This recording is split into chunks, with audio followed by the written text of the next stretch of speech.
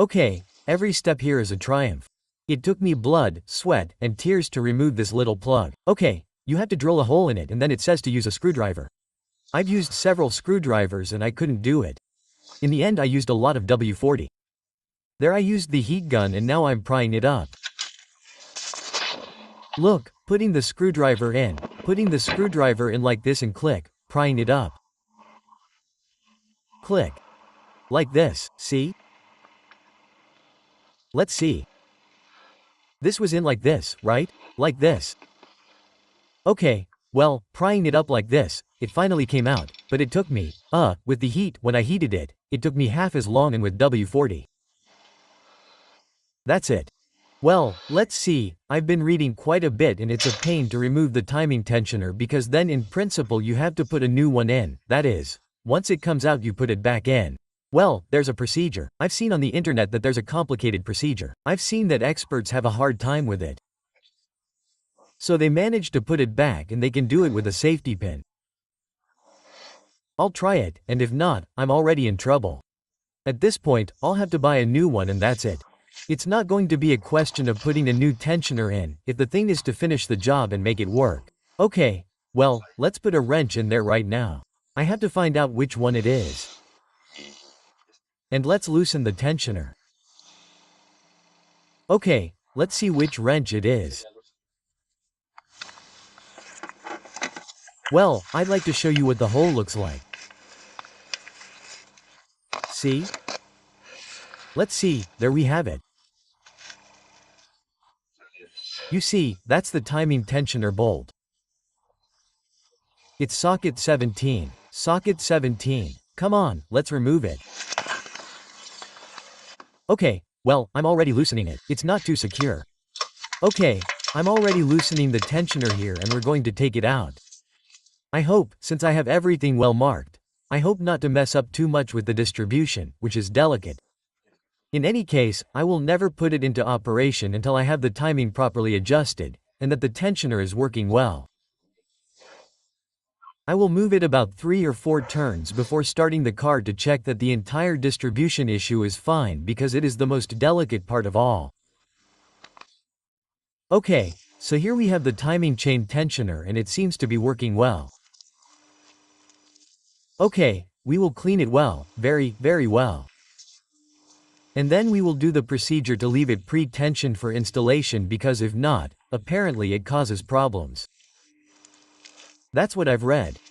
Although I really don't understand very well why if this gives way like this, I don't know why it causes problems. Maybe because the one causing problems is another type of tensioner that is like this. Yes, this is not the same one that I saw that caused problems. I don't think this one is going to cause any problems when installing it, okay? Because it doesn't have these little notches that go up, but then don't go back, I think. This needs to be checked. Okay, but it works fine. Okay, this is now loosened, you see. Now it's really loose. And over here it's really loose. Okay, really loose. And now I want to check, now that it's loose and the tensioner is as it is. Let's see this timing tool. Let's see if it's as I think it is. I think it has to go all the way down or all the way down. Let's see if it's true or not. And now with the chain completely without the tensioner. Okay. That it's tight. Look how much this wedge has lowered. The wedge before. At most by forcing it a lot, it came up 2 centimeters higher than it is. But now, look, this doesn't pose too much of a problem. I'm going to see it because if not, what we have to do is move this. Okay, well, look, it came out without any problems. It wasn't necessary to remove it like I thought I might have. I've seen in some video to remove this little pivot. Now there was enough clearance and this has come out. Now we have removed the intake camshaft. Now I'm going to put it back in its place. We'll also remove the camshaft. And what worries me is how I can make sure the chain doesn't go down. I have to find a place that fits well so the timing chain doesn't go down. So now I'm going to see how I do it. Remove the exhaust camshaft, which is this one here. It's connected to this vacuum pump. So, in order not to break anything, what you have to do is lift it up a little and pull it this way, okay. Because there it goes, you see it connected to the vacuum pump. So, very carefully, and then for now I've held the timing chain here with a cable tie so it doesn't go down, okay? Although I don't trust at all that this won't give me problems later. I hope not. Come on, let's take out the exhaust camshaft here too. Let's see if I can show it to you. Okay, do you see? Here. And now we'll pull this part here a little bit towards us. Okay, there you see. Done. It's already taken out with its corresponding mayonnaise.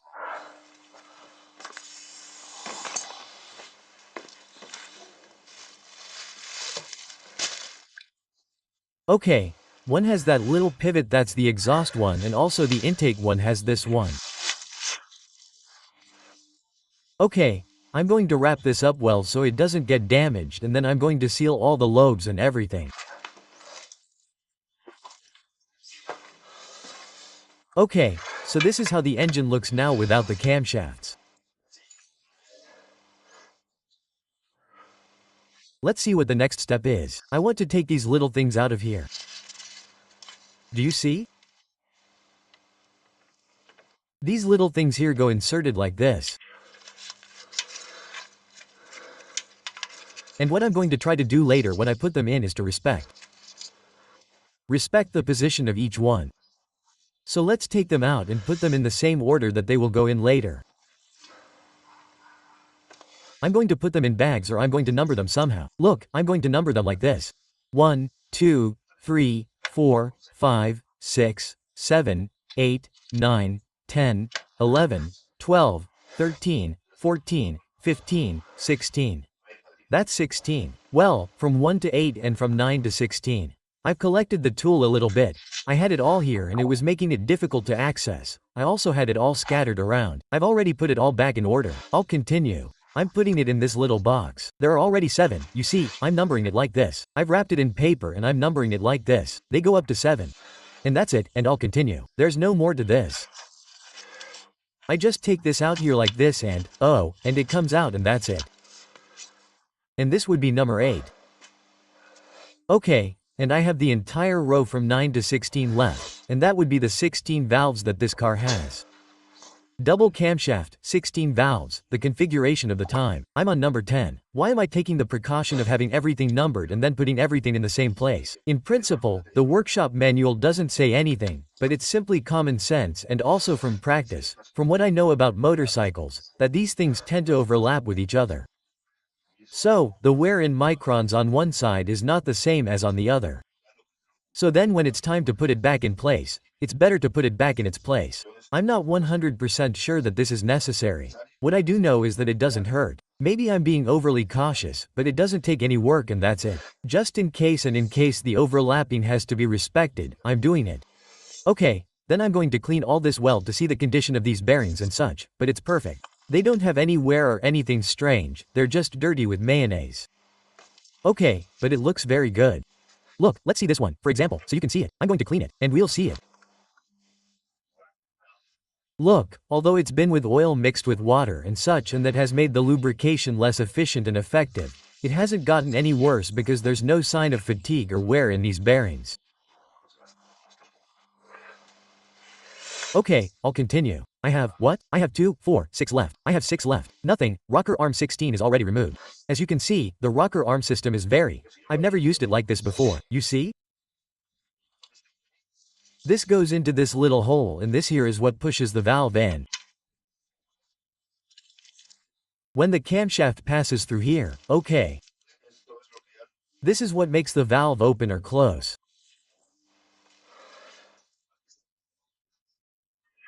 Here are the exhaust valves, the 8 exhaust valves, and here are the 8 intake valves. Okay? And these are the rocker arms. That's why this here is called the rocker cover or the cylinder head cover, whatever you want to call it. Okay, once they're off, I'm going to wrap it up. I have the 15 numbered here. I'm going to put this 16 and let's see what the next step is. See? This is the little wheel that moves through the exhaust camshaft. It moves the vacuum pump. And this is the vacuum needed for a lot of things in the car that have to work by depression. Instead of pressure, by depression, by suction. The next step that the workshop manual says is to remove the tensioner rail, this rail. I thought that in the end you only had to remove this one here. But you also have to remove this one here. Okay, so logically you'll have to buy the two little caps. I'm going to do it anyway. And the procedure is the same as we saw with the other one. We screw in the screw that we had, which fits perfectly into, what do you call this? The thermostat screw, and with a mark. We're going to pry it open until it comes out, so we're going to do that. Since we had one occupied, which I have here, we had one of the screws. This one was occupied with one of the rails. I'm going to get the other little screw. And the other little screw that occupies the other rail. Okay. Well, the same way we did with the guide for this rail here, we're doing it for the tensioner rail. Okay, we put this thing in the same way. We're going to tighten it with a 10 and this will move little by little until it finally comes out, okay? It's not very hard, huh? So, that's it, I'll continue until it comes out. Well, that's it, you see, this is already coming out and we've already removed this. Sure, we have to remove it because this is the cylinder head, I mean, this is going through it. When we get out, let's take out the cylinder head, this is also attached below. Oh, well, no, it's not attached below. Okay, well I don't really know why, because the cylinder head could have come out directly with this, but oh well. Okay, this is done. Let's see if this comes out, just to know and to evaluate if this comes out without problems. Should we change it? Well, it's very good, honestly. It's in perfect condition. It could be changed, but I don't see much use in it because it's in perfect condition. I'm going to see how much it costs new and if it's cheap. Well, since we're at it, we'll change it because it doesn't take any work. Next point. We have to remove the exhaust camshaft Hall sender, which is this one. This is attached there and inserted into the camshaft housing through that screw. Do you see? This screw is the one we have to remove. We remove it and the Hall sender comes out. Well, that's it. Remove the screw and these come out to rotate a little bit like this and come out by themselves like this. And look, it has an O-ring, okay? Don't lose the O-ring. This O-ring goes here. The best thing to do would be to change it, I understand. No, okay, well I'll ask for this O-ring too. Okay, I'm going to keep this in a bag so it doesn't get lost. Once we have the transmitter out of the camshaft, what we have to remove is the heat insulating plate on the side of the exhaust manifold and it's removed with this little screw here. See? With this little screw. That's where it's removed. Let's remove it. To remove the heat insulating plate, this little screw here was used and also this screw here. See? That one there is used to remove it. I'm going to remove it. Since we also have to remove the rod. I'm going to see now how it might be with this screw here because I can't see it well. And we also have to remove this coolant pipe.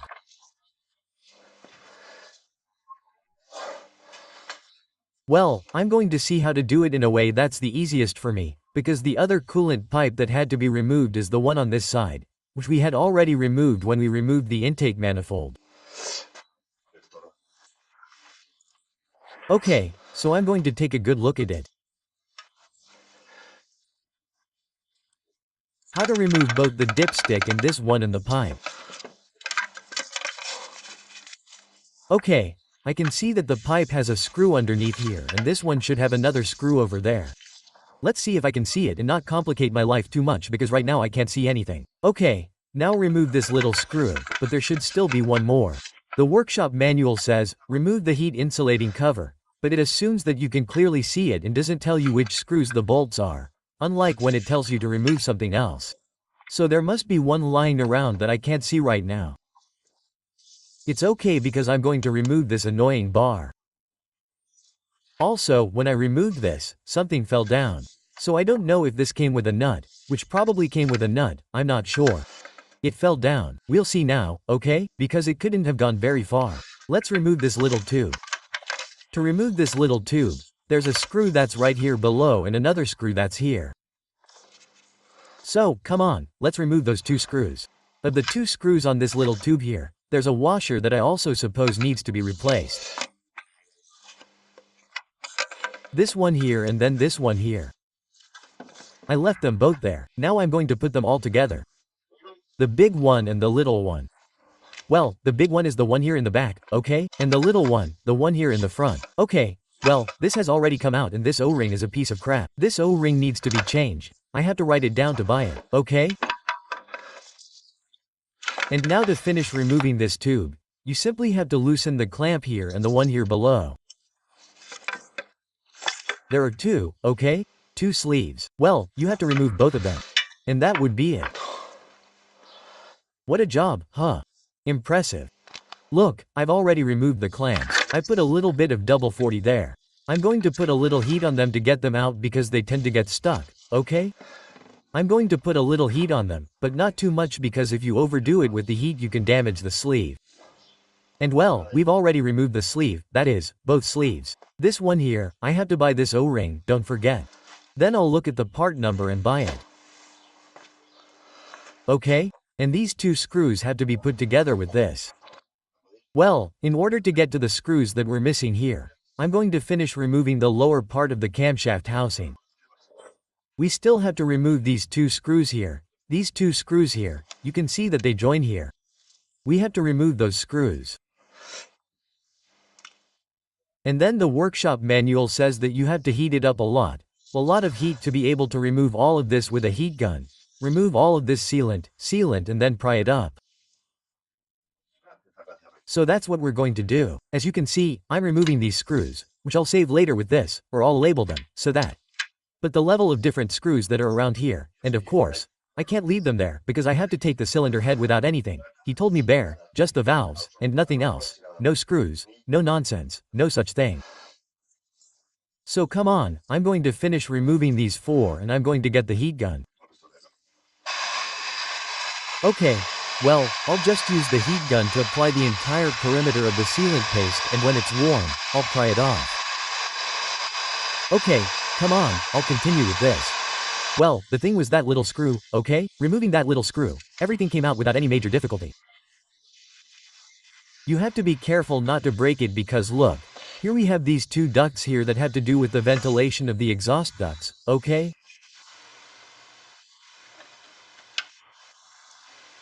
So with the oil separator and the PCV. Come on, I'm going to remove this duct at this level, okay? I removed that duct and now I can remove the oil pan and you can see the cylinder head bolts. Okay, all that's left for me to do now is remove this part of the water heater, which is a small screw, this rod, and the 8 exhaust screws, which simply have to be removed over there and I can now remove the cylinder head. So there's practically nothing left. Well, this is the level of disassembling. I mean, the thing that has to be done is to get the cylinder head gasket to stop it from being the cylinder head gasket. Impressive.